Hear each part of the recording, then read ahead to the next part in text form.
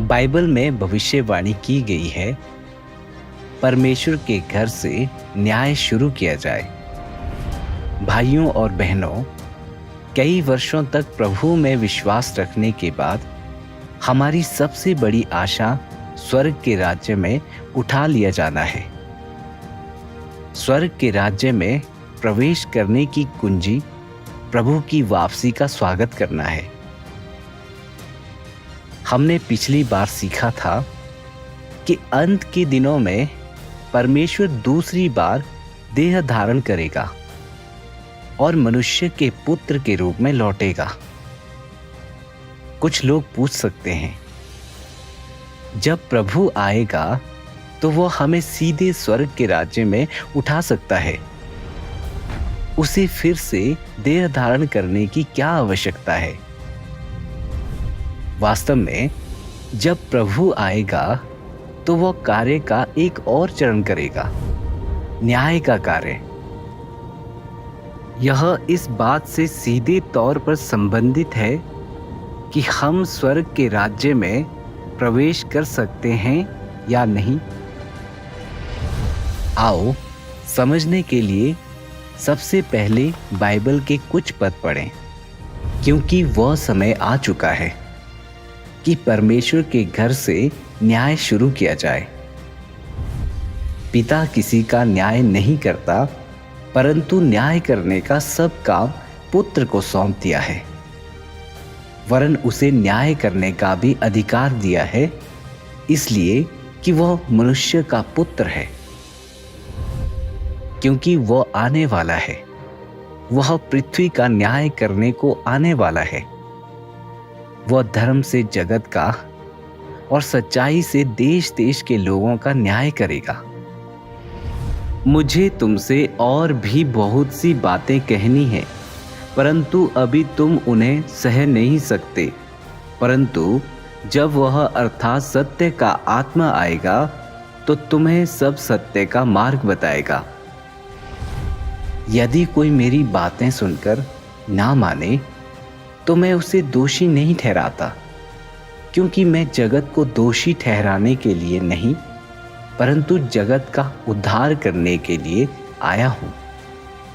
वो जो मुझे नकार देता है और मेरे वचन नहीं स्वीकारता, उसका भी न्याय करने वाला कोई है। मैंने जो वचन बोले हैं वे ही अंत के दिन उसका न्याय करेंगे। प्रभु यीशु ने भविष्यवाणी की थी कि अंत के दिनों में वह सत्य व्यक्त करने और न्याय का कार्य करने के लिए मनुष्य के पुत्र के रूप में लौटेगा। बाइबल में 200 से अधिक स्थानों पर न्याय के कार्य का उल्लेख है। तो न्याय का कार्य किसके लिए है? क्या यह केवल अविश्वासियों के लिए है? बाइबल हमें बताती है, क्योंकि वह समय आ चुका है कि परमेश्वर के घर से न्याय शुरू किया जाए। परमेश्वर के घर में कौन है? जब हम परमेश्वर के घर की बात करते हैं तो यह निश्चित रूप से उन लोगों को संदर्भित करता है जो उसमें विश्वास रखते हैं। इसलिए परमेश्वर के घर से न्याय शुरू किया जाए का अर्थ है कि न्याय उन लोगों से शुरू होता है जो परमेश्वर में विश्वास रखते हैं। परमेश्वर का यह कार्य उन लोगों को बचाने के लिए है जो उसका स्वागत कर सकते हैं और अंत के दिनों के उसके वचनों को स्वीकार सकते हैं। यह पहले अविश्वासियों का न्याय करने के लिए नहीं है, क्योंकि बाइबल में ऐसी कई भविष्यवाणियां हैं जिनमें उल्लेख है कि परमेश्वर अंत के दिनों में न्याय का कार्य करेगा। तो यह निश्चित रूप से वह कार्य है जिसे परमेश्वर अवश्य पूरा करेगा। कुछ लोग उलझन में पड़कर पूछ सकते हैं, हमने जीवन भर प्रभु में विश्वास किया है और हमारे पाप पहले ही क्षमा कर दिए गए हैं। जब प्रभु आएगा तो उसे हमें सीधे स्वर्ग के राज्य में उठा लेना चाहिए। फिर भी न्याय परमेश्वर के घर से ही क्यों शुरू होना चाहिए? हम जो प्रभु में विश्वास रखते हैं, हमें फिर भी न्याय के कार्य से क्यों गुजरना होगा? यह महत्वपूर्ण प्रश्न हमारे उद्धार और स्वर्ग के राज्य में प्रवेश के गंभीर विषय से संबंधित है। अगर हम परमेश्वर के न्याय के कार्य के महत्व को नहीं समझेंगे, तो हम प्रभु का स्वागत करने और स्वर्ग के राज्य में उठाए जाने का अवसर गंवा देंगे। आगे आओ इस विषय पर संगति करें।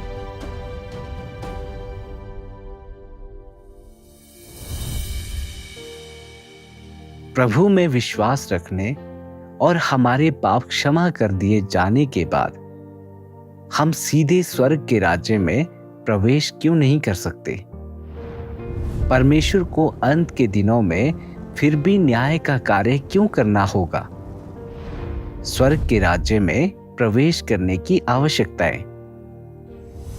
अगर हम जानना चाहते हैं कि परमेश्वर न्याय का कार्य क्यों करता है, तो हमें पहले यह समझना होगा कि किस तरह का व्यक्ति स्वर्ग के राज्य में प्रवेश कर सकता है। कुछ लोग मानते हैं कि प्रभु में विश्वास रखने और हमारे पाप क्षमा कर दिए जाने के बाद हम स्वर्ग के राज्य में प्रवेश कर सकते हैं। जब तक हम बाइबल पढ़ते हैं, प्रार्थना करते हैं और अच्छे कर्म करते हैं, प्रभु आने पर हमें निश्चित रूप से स्वर्ग के राज्य में ले जाएगा। क्या यह दृष्टिकोण सही है? स्वर्ग के राज्य में प्रवेश करने के लिए हमें पहले उसमें प्रवेश करने की आवश्यकताओं को जानना होगा। स्वर्ग के राज्य में प्रवेश करने की आवश्यकताएं मनुष्यों द्वारा तय नहीं की जाती हैं। परमेश्वर ही अपने राज्य के द्वारों का स्वामी है।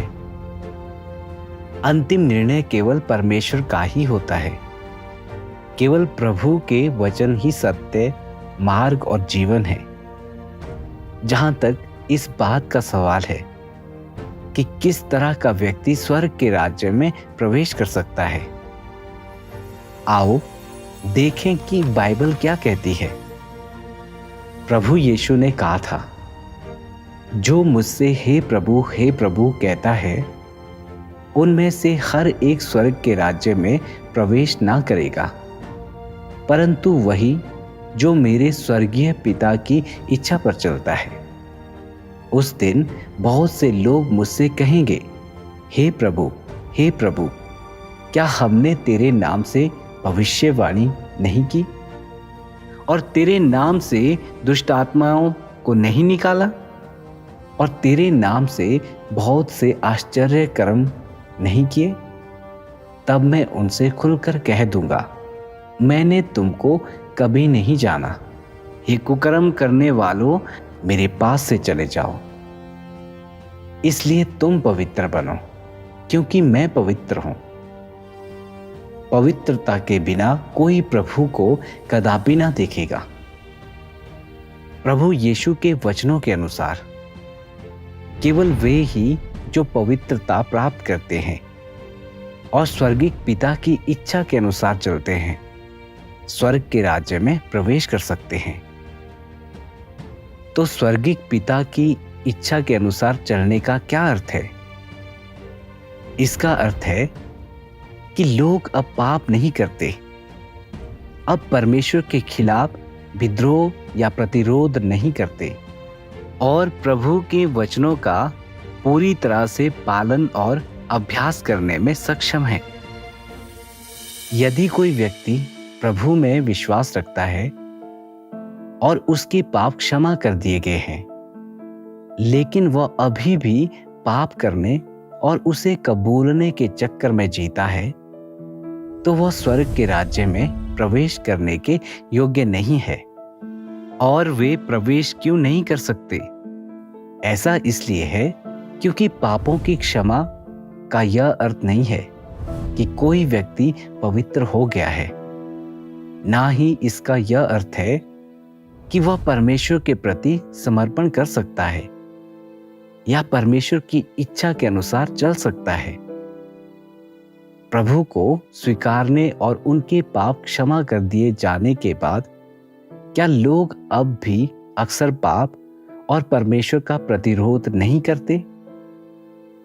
लोगों के पाप तो क्षमा कर दिए गए हैं, लेकिन उनकी पापी प्रकृति बनी हुई है, उनका भ्रष्ट स्वभाव बना हुआ है। इसलिए लोग अभी भी पाप में जीते हैं। इसमें प्रसिद्धि और लाभ के लिए प्रयास करना, ईर्ष्या और कलह के आगे झुकना, बुरी प्रवृत्तियों का अनुसरण करना, धन और रुतबे की पूजा करना, साथ ही लोगों पर हमला करना, लोगों की आलोचना करना, लोगों को धोखा देना इत्यादि शामिल है। इसके अलावा लोग अभी भी परमेश्वर का प्रतिरोध करते हैं। यह प्रतिरोध कई अलग अलग तरीकों से प्रकट होता है। परमेश्वर के बारे में शिकायत करना, उस पर संदेह करना, उसकी आलोचना करना, उसकी निंदा करना और यहाँ तक कि उसकी ईश निंदा करना, ये सभी परमेश्वर का प्रतिरोध करने की स्पष्ट अभिव्यक्तियां हैं। उदाहरण के लिए, जब परमेश्वर का कार्य लोगों की धारणाओं के अनुरूप नहीं होता तो वे फिर भी गलत फहमियां पाल सकते हैं और परमेश्वर के बारे में शिकायत कर सकते हैं। यह विशेष रूप से प्रभु के प्रति उनके रवैये में स्पष्ट होता है, जो धोखेबाजी से भरा है। जब सब कुछ ठीक होता है तो वे मौखिक रूप से प्रभु को धन्यवाद देते हैं और उसकी प्रशंसा करते हैं, लेकिन एक बार जब प्राकृतिक आपदाएं या बुरी चीजें होती हैं तो वे आशीष पाने की अपनी उम्मीदों को टूटते हुए देखते हैं तो वे शिकायत करने लगते हैं। यह दिखाता है कि लोग अभी भी परमेश्वर के साथ विश्वासघात और उसका प्रतिरोध कर सकते हैं। यद्यपि मानव जाति के पाप क्षमा कर दिए गए हैं, फिर भी वे मैले और भ्रष्ट बने रहते हैं। अपने भ्रष्ट सार के संदर्भ में वे अभी भी परमेश्वर के प्रति विरोधी हैं। पाप करने और उसे कबूलने के दुष्ट चक्र में जीने वाले लोग, यानी अपने भ्रष्ट स्वभाव के अनुसार जीने वाले लोग, परमेश्वर का चेहरा देखने के योग्य नहीं हैं। ना ही वे यह उम्मीद करने के लायक हैं कि प्रभु आएगा और उन्हें सीधे स्वर्ग के राज्य में उठा लेगा। बाइबल कहती है,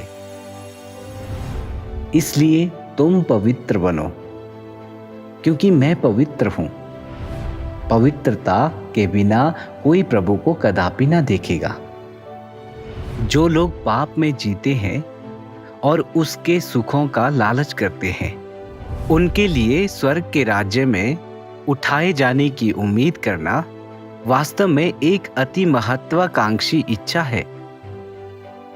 प्रभु यीशु ने हमें बताया, जो मुझसे हे प्रभु कहता है, उनमें से हर एक स्वर्ग के राज्य में प्रवेश ना करेगा, परंतु वही जो मेरे स्वर्गीय पिता की इच्छा पर चलता है।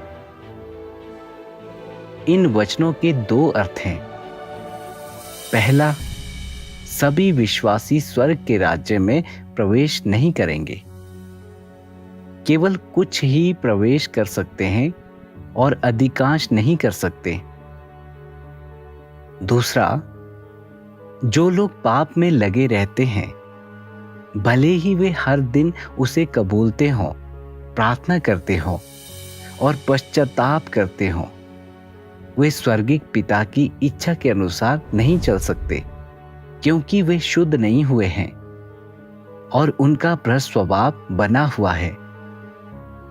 ऐसे लोग परमेश्वर के राज्य में प्रवेश करने के योग्य नहीं हैं। प्रभु के आने और सीधे स्वर्ग के राज्य में उठाए जाने की उम्मीद करना लोगों का ख्याली पुलाव और अति महत्वाकांक्षी इच्छा है। प्रभु यीशु ने कभी ऐसा कोई वादा नहीं किया, इसलिए इसमें कोई संदेह नहीं है कि जो लोग पाप में जीते हैं वे परमेश्वर के राज्य में प्रवेश करने के योग्य नहीं हैं। यह परमेश्वर के धार्मिक और पवित्र स्वभाव द्वारा निर्धारित होता है, जैसा कि प्रभु यीशु ने कहा, मैं तुमसे सच सच कहता हूं कि जो कोई पाप करता है वह पाप का दास है। दास सदा घर में नहीं रहता, पुत्र सदा रहता है। भाइयों और बहनों, आओ अब इस प्रश्न पर विचार करें। कई वर्षों तक प्रभु में विश्वास रखने और हमारे पाप क्षमा कर दिए जाने के बाद क्या इसका मतलब यह है कि हम सीधे परमेश्वर के राज्य में उठाए जाने के योग्य हैं? नहीं, क्योंकि हम अभी भी अक्सर पाप कर सकते हैं और हमने अभी तक पवित्रता प्राप्त नहीं की है। हाँ, क्योंकि हम प्रभु में विश्वास रखते हैं और हमारे पाप क्षमा कर दिए गए हैं, हम सीधे स्वर्ग के राज्य में प्रवेश कर सकते हैं।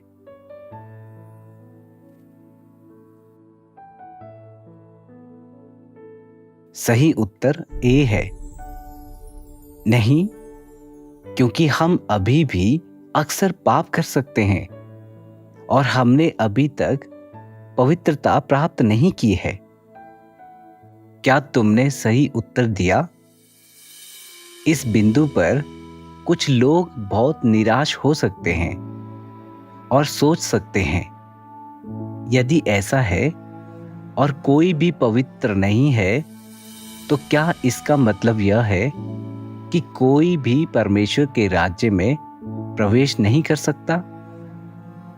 हालांकि निराश होने की कोई आवश्यकता नहीं है। स्वर्ग के राज्य में प्रवेश करना परमेश्वर का वादा है। आगे हम परमेश्वर के वचनों की गहराई में उतरेंगे ताकि उसके राज्य में प्रवेश करने की आवश्यकताओं को समझ सकें और वहां तक ले जाने वाले मार्ग को खोज सकें। प्रभु यीशु के कार्य का प्रभाव। सबसे पहले आओ समझे कि क्यों प्रभु यीशु द्वारा क्रूस पर अपना कार्य पूरा किए जाने के बाद भी लोग अभी भी पाप करने और उसे कबूलने के चक्कर में जीते हैं, पाप के बंधन से बच नहीं पाते। यह हमारे लिए विचार करने के लिए एक महत्वपूर्ण प्रश्न है। कुछ अंश पढ़ने के बाद हम समझ जाएंगे। तुम जैसे पापी जिसे अभी अभी छुटकारा दिया गया है और जो परिवर्तित नहीं हुआ है या परमेश्वर द्वारा पूर्ण नहीं बनाया गया है, क्या तुम परमेश्वर के इरादों के अनुरूप हो सकते हो? तुम्हारे लिए तुम जो कि अभी भी अपने पुराने स्वरूप वाले हो, यह सच है कि तुम्हें यीशु के द्वारा बचाया गया था और परमेश्वर के उद्धार की वजह से तुम पाप वाले नहीं हो, परंतु इससे यह साबित नहीं होता है कि तुम पाप या अशुद्धता से रहित हो। यदि तुम्हें बदला नहीं गया है तो तुम पवित्र कैसे हो सकते हो? भीतर से तुम अशुद्धता से भरे हुए हो, स्वार्थी और नीच हो, मगर तब भी तुम यीशु के साथ उतरना चाहते हो। वहाँ रे तुम्हारी किस्मत, तुम परमेश्वर पर अपने विश्वास में एक कदम चूक गए हो। तुम्हें मात्र छुटकारा दिया गया है, परंतु परिवर्तित नहीं किया गया है। तुम्हें परमेश्वर के इरादों के अनुरूप होने के लिए परमेश्वर को व्यक्तिगत रूप से तुम्हें परिवर्तित और शुद्ध करने का कार्य करना होगा। वरना तुम किसी भी तरह से पवित्र नहीं हो सकते, क्योंकि तुम्हें केवल छुटकारा मिला होगा। इस तरह से तुम परमेश्वर के साथ अच्छे आशीषों का आनंद लेने के अयोग्य होंगे, क्योंकि तुमने मनुष्य का प्रबंधन करने के परमेश्वर के कार्य का एक कदम खो दिया है, जो कि परिवर्तित करने और पूर्ण बनाने का महत्वपूर्ण कदम है। और इसलिए तुम एक पापी जिसे अभी अभी छुटकारा दिया गया है, परमेश्वर की विरासत को सीधे तौर पर उत्तराधिकार में पाने लायक नहीं हो, क्योंकि अनुग्रह के युग में हाथ रखकर और प्रार्थना करके दुष्ट आत्माओं को मनुष्य से निकाला जाता था। परंतु मनुष्य के भीतर का भ्रष्ट स्वभाव तब भी बना रहता था। मनुष्य को उसकी बीमारी से चंगा कर दिया जाता था और उसके पाप क्षमा कर दिए जाते थे। किंतु जहां तक इस बात का संबंध था कि मनुष्य को उसके भीतर के भ्रष्ट शैतानी स्वभावों से कैसे मुक्त किया जाए, तो यह कार्य अभी किया जाना बाकी था। मनुष्य को उसके विश्वास के कारण केवल बचाया गया था और उसके पाप क्षमा किए गए थे, किंतु मनुष्य की पापी प्रकृति का उन्मूलन नहीं किया गया था और वह अब भी उसके भीतर बनी हुई थी। मनुष्य के पाप क्षमा कर दिए गए थे और ऐसा परमेश्वर के सलीब पर चढ़ने के कार्य की वजह से हुआ था। परंतु मनुष्य अपने पुराने भ्रष्ट शैतानी स्वभाव में जीता रहा। इसलिए मनुष्य को उसके भ्रष्ट शैतानी स्वभाव से पूरी तरह से बचाया जाना आवश्यक है, ताकि उसकी पापी प्रकृति पूरी तरह से मिटाई जा सके और वह फिर कभी विकसित ना हो पाए, जिससे मनुष्य का स्वभाव रूपांतरित हो सके। इन वचनों से यह स्पष्ट है कि प्रभु यीशु ने केवल छुटकारे का कार्य किया, लेकिन लोगों को शुद्ध करने और बदलने का कार्य नहीं किया। नतीजतन जब लोग प्रभु में विश्वास रखते हैं तो केवल उनके पाप क्षमा किए जाते हैं, लेकिन उनकी पापी प्रकृति उनके पाप के मूल कारण का समाधान नहीं होता। इससे पता चलता है कि पाप क्षमा कर दिए जाने के बाद भी लोग अक्सर पाप क्यों कर सकते हैं। प्रभु यीशु को मानव जाति के लिए पाप बलि बनने और हमें पाप से छुटकारा दिलाने के लिए क्रूस पर चढ़ाया गया था। व्यवस्था के युग की तरह अब लोगों को पाप बलि के रूप में जानवरों की बलि देने की आवश्यकता नहीं है। जब तक लोग अपने पापों को कबूलते हैं और प्रभु के सामने पश्चाताप करते हैं, उनके पाप क्षमा किए जा सकते हैं। उन्हें अब व्यवस्था का उल्लंघन करने के लिए दोषी ठहराकर मृत्यु दंड नहीं दिया जाता। यह उन्हें प्रार्थना में प्रभु के सामने आने और उसके द्वारा प्रदान की गई शांति, आनंद और प्रचुर अनुग्रह का आनंद लेने के योग्य बनाता है। यही बचाए जाने का सच्चा अर्थ है। इसलिए आस्था द्वारा बचाया जाना, केवल पापों के क्षमा किए जाने और अब व्यवस्था द्वारा दोषी ठहराकर मृत्यु दंड ना दिए जाने को संदर्भित करता है। लेकिन इसका यह अर्थ नहीं है कि लोग अब पाप नहीं करते, और इसका यह तो बिल्कुल भी अर्थ नहीं है कि उनकी पापी प्रकृति शुद्ध हो गई है। आओ एक सादृश्य उदाहरण पर विचार करें। एक चोर कुछ चुराने के बाद पकड़ा जाता है। उसका पिता प्रेमवश उसे छुड़ाने के लिए कीमत चुकाता है, लेकिन यह इस बात की गारंटी नहीं देता कि वह फिर से दूसरों से चोरी नहीं करेगा। केवल यह कहा जा सकता है कि उसे अब व्यवस्था द्वारा दोषी नहीं ठहराया जाता, लेकिन उसकी चोरी करने की प्रकृति बनी रहती है। उपयुक्त अवसर मिलने पर वह संभवतः फिर से चोरी करने की कोशिश करेगा। चोरी एक बाहरी व्यवहार है जो चोरी करने की प्रवृत्ति वाली आंतरिक भ्रष्ट प्रकृति की अभिव्यक्ति है। इसलिए यह पापी और भ्रष्ट प्रकृति मनुष्यों के पाप की जड़ है और पापी व्यवहार इसी जड़ से उत्पन्न होते हैं। यदि पापी प्रकृति को जड़ से नहीं मिटाया जाता तो पापी व्यवहार कभी नहीं रुकेंगे। यह घास काटने जैसा है। यदि तुम जड़ों को नहीं खोदते हो तो वे फिर से उग आएंगी, चाहे तुम उन्हें कितनी भी बार काटो। लोगों के पाप करने के साथ भी ऐसा ही है। यदि पापों को केवल क्षमा कर दिया जाए और भीतर के पाप के स्रोत को जड़ से ना उखाड़ा जाए तो लोग अभी भी पाप करते रहेंगे। तो पाप की यह जड़ क्या है? यह मनुष्यों के भीतर की शैतानी प्रकृति और शैतानी जहर को संदर्भित करता है। शैतान की प्रकृति की विशेषता स्वार्थ, अहंकार, कुटिलता, धोखेबाजी, दुष्टता, लालच, आत्मतुष्टता और अभिमान है। ये भ्रष्ट स्वभाव हैं।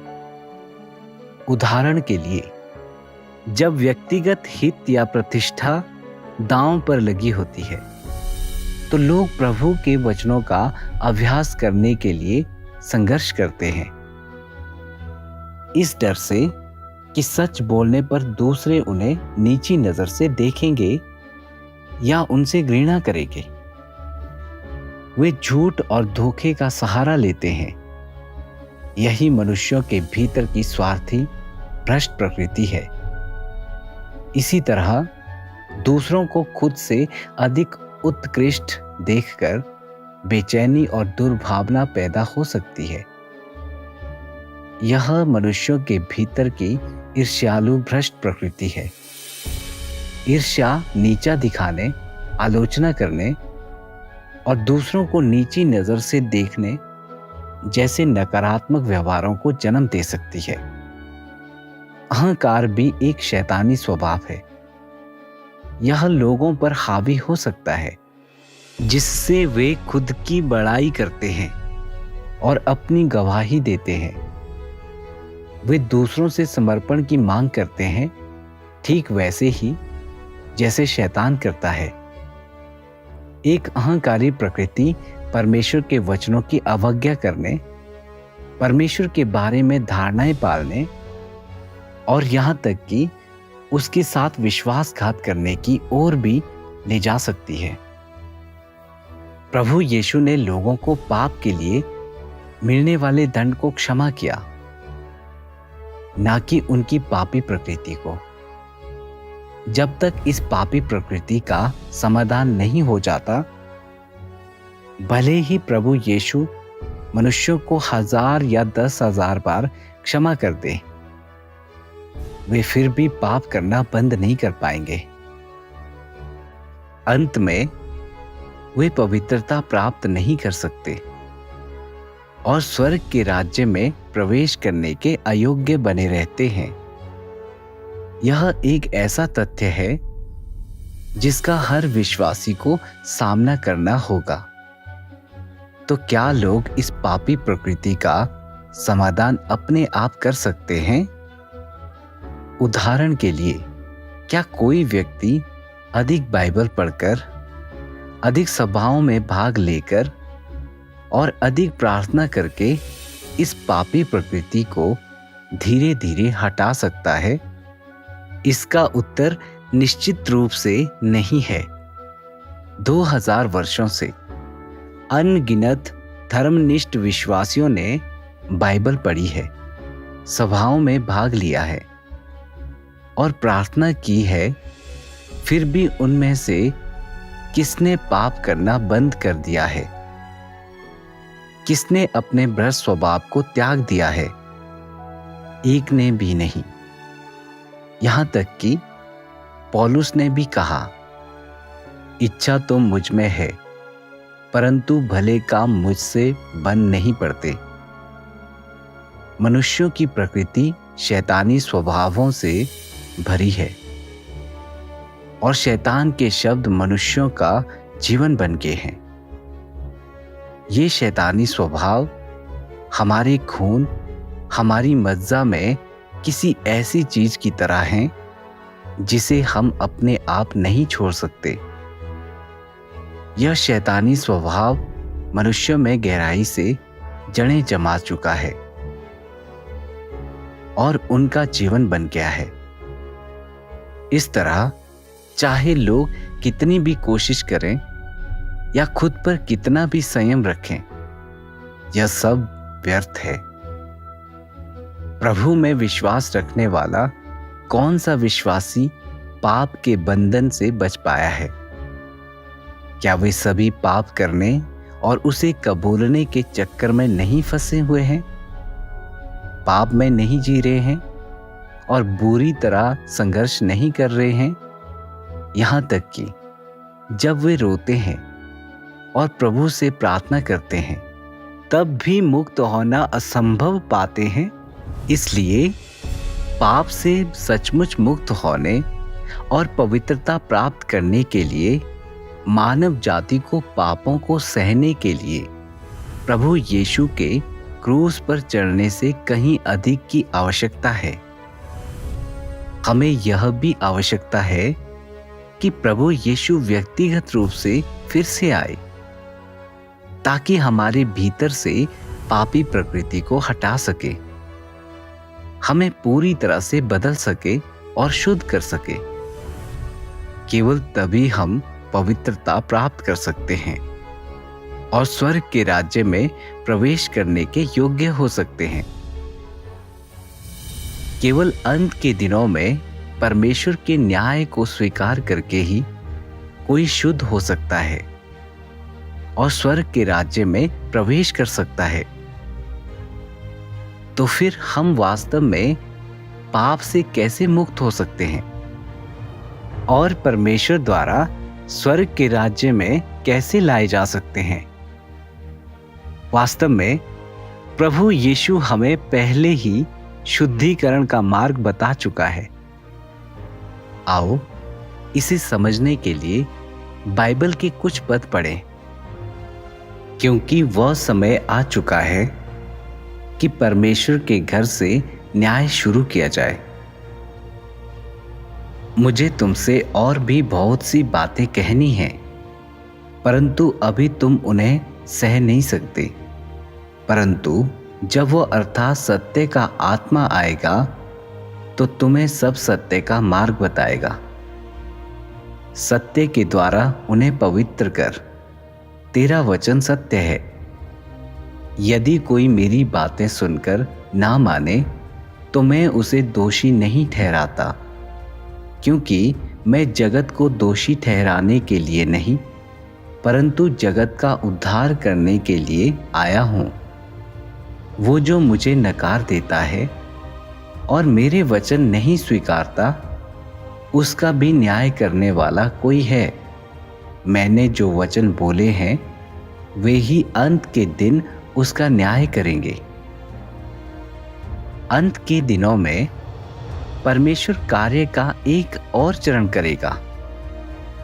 परमेश्वर के घर से शुरू होने वाला न्याय का कार्य यह उन लोगों को बचाने के लिए है जो सच्चे मन से प्रभु में विश्वास रखते हैं और उसकी वापसी का स्वागत करते हैं। बाइबल कहती है, सत्य के द्वारा उन्हें पवित्र कर, तेरा वचन सत्य है। और मैंने जो वचन बोले हैं वे ही अंत के दिन उसका न्याय करेंगे। इसका मतलब है कि परमेश्वर अपने वचनों के माध्यम से सत्य व्यक्त करके न्याय का कार्य करेगा। वह लोगों को सभी सत्य समझने और उनमें प्रवेश करने के लिए मार्गदर्शन करेगा। इन सत्यों का उपयोग करके हमारा न्याय करेगा और हमें शुद्ध करेगा। इसका उद्देश्य हमारे भीतर से हमारी पापी प्रकृति को पूरी तरह से हटाना है, ताकि लोग पाप से पूरी तरह मुक्त हो सकें, शैतान के प्रभाव से बच सकें और पूर्ण उद्धार प्राप्त कर सकें। यह शायद बहुत से लोगों की कल्पना से बहुत अलग है ना? जब न्याय का उल्लेख किया जाता है तो लोग अक्सर निंदा और दंड के बारे में सोचते हैं, यह मानते हुए कि जब प्रभु लौटेगा तो वह शैतान, दानवों, कुकर्मियों और परमेश्वर का प्रतिरोध करने वालों का न्याय करेगा। तो जब बाइबल हमें बताती है कि न्याय परमेश्वर के घर से शुरू होना चाहिए, तो क्या इसका मतलब यह है कि हमारी निंदा की जाएगी और हमें दंड दिया जाएगा? वास्तव में यह वैसा नहीं है जैसी लोग कल्पना करते हैं। आओ समझने के लिए बाइबल के इन अंशों को देखें, जिनकी रक्षा परमेश्वर की सामर्थ्य से विश्वास के द्वारा उस उद्धार के लिए जो आने वाले समय में प्रकट होने वाली है की जाती है। वैसे ही मसीह भी बहुतों के पापों को उठा लेने के लिए एक बार बलिदान हुआ, और जो लोग उसकी बाट जोहते हैं उनके उद्धार के लिए दूसरी बार बिना पाप उठाए हुए दिखाई देगा। क्योंकि जब तेरे न्याय के काम पृथ्वी पर प्रकट होते हैं, तब जगत के रहने वाले धर्म को सीखते हैं। बाइबल कहती है, उद्धार के लिए जो आने वाले समय में प्रकट होने वाली है, और जो लोग उसकी बाट जोहते हैं उनके उद्धार के लिए दूसरी बार बिना पाप उठाए हुए दिखाई देगा। ये पद स्पष्ट रूप से बताते हैं कि जब प्रभु अंत के दिनों में लौटेगा तो वह अपने उद्धार का एक और हिस्सा लाएगा। यह उद्धार वचनों द्वारा न्याय के उस कार्य को संदर्भित करता है जिसे परमेश्वर अंत के दिनों में लौटने पर करेगा। उद्धार के लिए बिना पाप उठाए वाक्यांश यह दर्शाता है कि प्रभु लौटकर आएगा तो वह अब मानव जाति के लिए पाप बलि के रूप में सेवा नहीं करेगा, हमारे पापों को नहीं सहेगा, ना ही वह सीधे तौर पर मानव जाति की निंदा करेगा। इसके बजाय वह उन सभी को शुद्ध करने और बचाने के लिए वचनों द्वारा न्याय का कार्य करेगा, जो सच्चे मन से उसकी वापसी का स्वागत करते हैं। यह कार्य लोगों को पाप से पूरी तरह मुक्त होने, अपने भ्रष्ट स्वभावों को त्यागने और वास्तव में परमेश्वर की इच्छा पूरी करने में सक्षम बनाएगा। इस प्रकार उन्हें स्वर्ग के राज्य में प्रवेश करने के योग्य बनाएगा। इससे हम देख सकते हैं कि अंत के दिनों में वचनों द्वारा परमेश्वर का न्याय निंदा और दंड नहीं है।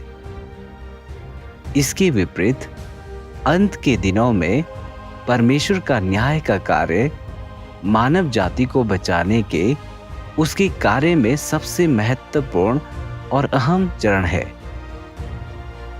यह निर्धारित करता है कि लोग स्वर्ग के राज्य में प्रवेश कर सकते हैं या नहीं।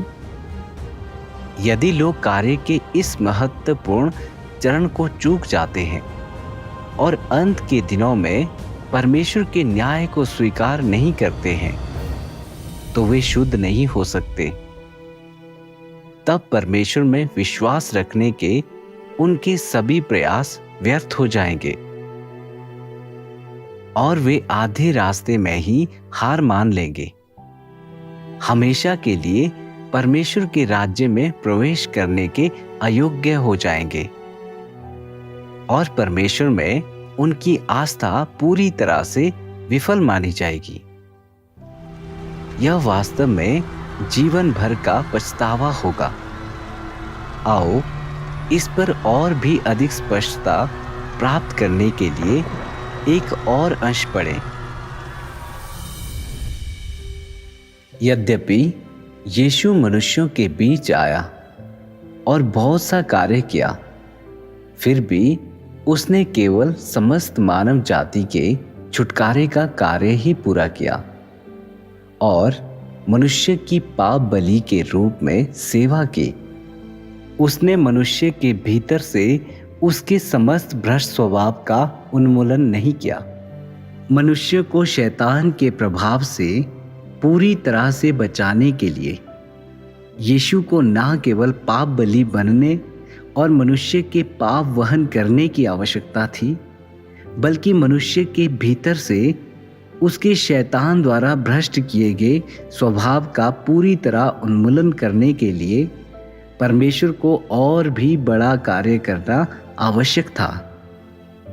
और इसलिए मनुष्य को उसके पापों के लिए क्षमा कर दिए जाने के बाद परमेश्वर मनुष्य को नए युग में ले जाने के लिए देह में वापस आ गया और उसने ताड़ना एवं न्याय का कार्य आरंभ कर दिया।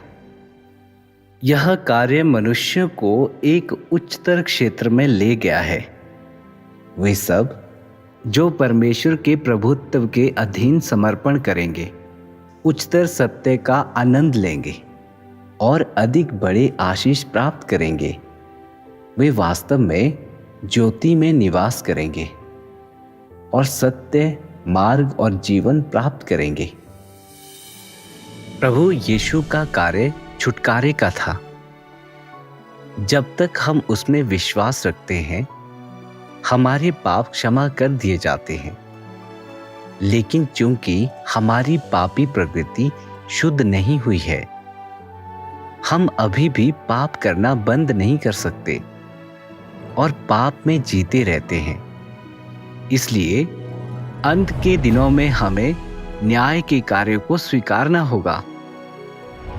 इस कार्य के माध्यम से हम अपनी पापी प्रकृति से शुद्ध हो सकते हैं। अब हम पाप से बंधे नहीं रहेंगे और पाप करना बंद कर पाएंगे। केवल तभी हम सच्ची स्वतंत्रता प्राप्त करेंगे और परमेश्वर के राज्य में प्रवेश करेंगे। क्या यह एक उच्चतर क्षेत्र नहीं है? इसीलिए न्याय का कार्य इतना महत्वपूर्ण है, क्योंकि यह स्वर्ग के राज्य में प्रवेश करने का एकमात्र मार्ग है। यदि कोई व्यक्ति परमेश्वर के न्याय के कार्य को स्वीकार नहीं करता है, तो वह कभी भी परमेश्वर के राज्य में प्रवेश नहीं कर पाएगा, भले ही वह जीवन भर प्रभु में विश्वास करे। भाइयों और बहनों, आओ अब एक प्रश्न पर विचार करें। यदि हम केवल प्रभु यीशु के छुटकारे को स्वीकार करते हैं और अंत के दिनों में परमेश्वर का न्याय का कार्य स्वीकार नहीं करते, तो क्या हम स्वर्ग के राज्य में प्रवेश कर सकते हैं? नहीं। प्रभु यीशु के कार्य ने केवल हमारे पापों को क्षमा किया। उसने हमारे भीतर पाप की जड़ को नहीं हटाया। हमें आवश्यकता है कि परमेश्वर लौटे और हमें शुद्ध करने के लिए न्याय का कार्य करे। केवल तभी हमें परमेश्वर के राज्य में प्रवेश करने का अवसर मिलेगा। बी, हम प्रभु यीशु में विश्वास रखते हैं और हमारे पाप क्षमा कर दिए गए हैं। जब प्रभु लौटेगा तो हम सीधे स्वर्ग के राज्य में प्रवेश कर सकते हैं। सही उत्तर ए है। नहीं, प्रभु यीशु के कार्य ने केवल हमारे पापों को क्षमा किया, उसने हमारे भीतर पाप की जड़ को नहीं हटाया। हमें आवश्यकता है कि परमेश्वर लौटे और हमें शुद्ध करने के लिए न्याय का कार्य करे। केवल तभी हमें परमेश्वर के राज्य में प्रवेश करने का अवसर मिलेगा। क्या तुमने सही उत्तर दिया?